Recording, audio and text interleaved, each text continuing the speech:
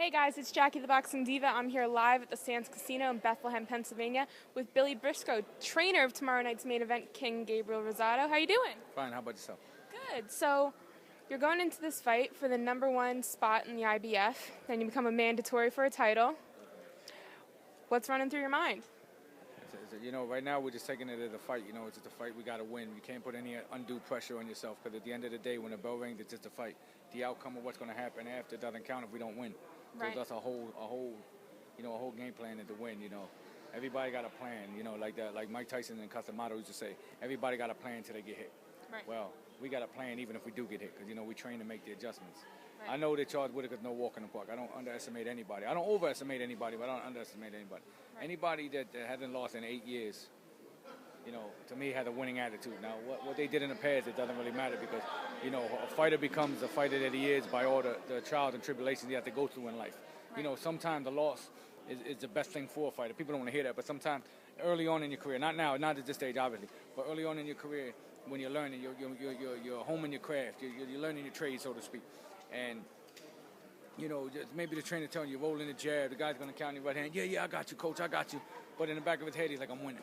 Right. So now once he loses because the guy counted over top, damn. All right, now if he's a real man and a real fighter, he's going to be like, you know what, coach was right, let's go back and correct this. Right. Most fighters don't want to take responsibility and they be like, I got to go find another trainer or whatever. But the fighters that really are loyal fighters and want to learn their craft, they can learn more from a good loss than they come from bad wins. And then people will argue with you on the other side. There's no such thing as a bad win. Right. But there is. If you're my manager and you give me 25 ducks and I knock out all 25 ducks, okay, now I'm 25-0. Right. You phone me on HBO and I fight a guy that's like 23-2, but he's a legitimate 23-2 and he beats me like I owe him money because I wasn't built correctly.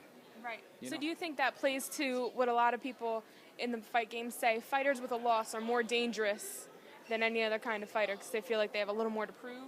It depends on the fighter, but a lot of times in boxing they say, a fighter that lost, he learns how to lose. But a fighter that learned from that loss actually going to learn how to win because now he's going to realize, because unfortunately everybody in life makes mistakes and boxing is no different. But you always learn more from a hard mistake than you do from, maybe doing something wrong and you don't get burnt. But like a little kid, you tell a little kid, don't touch that fire, you get burnt. They don't listen to you. So they touch it, ooh, and they never touch it again. Well, the same thing with a fighter, trials and tribulations, like I said, it can make you, it can break you. Right. So, going back to tomorrow night, you've been with Gabe since the whole entire career. He's coming up on a eliminator, and then a title shot if everything goes to plan. God willing. How do you feel about that? Like, how do you feel about the journey? I feel good for him, because he paid the cost to be the boss. You know what I mean? He sacrificed. He took his lumps early. I mean, he never really had he never had a promoter, period. And now he's got people, he still don't have a promoter. He's got people that are doing business for him, right. An advisory capacity, and he's doing a lot of fights with main events. But, before that, we came up the hard way. You say, we fought guys on 3 days' notice. We fought guys, it's just unbelievable some of the things we did. If I told you, you probably wouldn't even believe me. Right. But the thing we had to, to go through to get there. So now to see him make it to this level where, we're one fight away, and then we're at the door, and they the IBF champion had to fight us inside of 6 months. Mm-hmm. No better feeling in the world. Right. So, after his last fight, there are lots of talks about him and Canelo, or him and K9. What do you see in those two fighters that he can get past? Oh, well, they both present slightly different challenges, but they're both very good fighters. Like some people would like to say, K9 is not this, he's not that. Well, obviously he's doing something right because he's winning, you know what I mean? He's awkward, he's strong, he fights he's a smaller guy, he uses his height, he gets small. He presents a little bit of problem. I believe that me and Gabi will put our heads together and we'll find a way to win. And of course, Canelo, he looked very good the other night, and not to take nothing away from him, steal his shine, because, that by tarnishing his reputation doesn't make my reputation or my fighter's reputation any better, but you got to look at the guy he fought. He fought a 140-pound guy that blew up. Right. Now, the guy blew up and took the shot at the Victor Ortiz lottery. He won the lottery, so then he used that ticket to cash out with the Canelo fight, basically. Right. And I'm not mad at him. I mean, a guy like that's got to make his money. But the guy was just too small to keep Canelo honest. He hit him with his best shot, and he walked to him, But I think we would beat Canelo handily. Right. I believe that, Right. Recently, Gabe was on our show, on our airwaves, saying that you always kind of have something up your sleeve for your opponent, and you think about it, and you're methodical watching tape and, studying.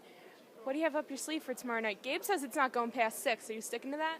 I never make predictions. You know, my thing is let's win this fight. You know, win the fight, don't get hurt, and look good in the next. If we can win this fight, don't get hurt, and look good, it's just a plus. So our plan is to, you know, go in there, fight our fight, make the adjustments. You know, because he's obviously going to make the adjustments, and he got John David Jackson, very good trainer, and the other men that with him, they're very good. So, you know, they'll make their adjustment, we'll make our adjustment. But I think at the end of the day, you know, our adjustments over top of there should be the deciding factor, and I think Right.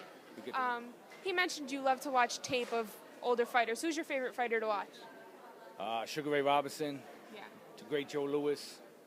I like to watch Eddie Charles. I like to watch them guys of that era, and then Right. I also like to watch guys of a different era, like maybe in the '80s, like a Mike McCullum, a prime James Toney, Right.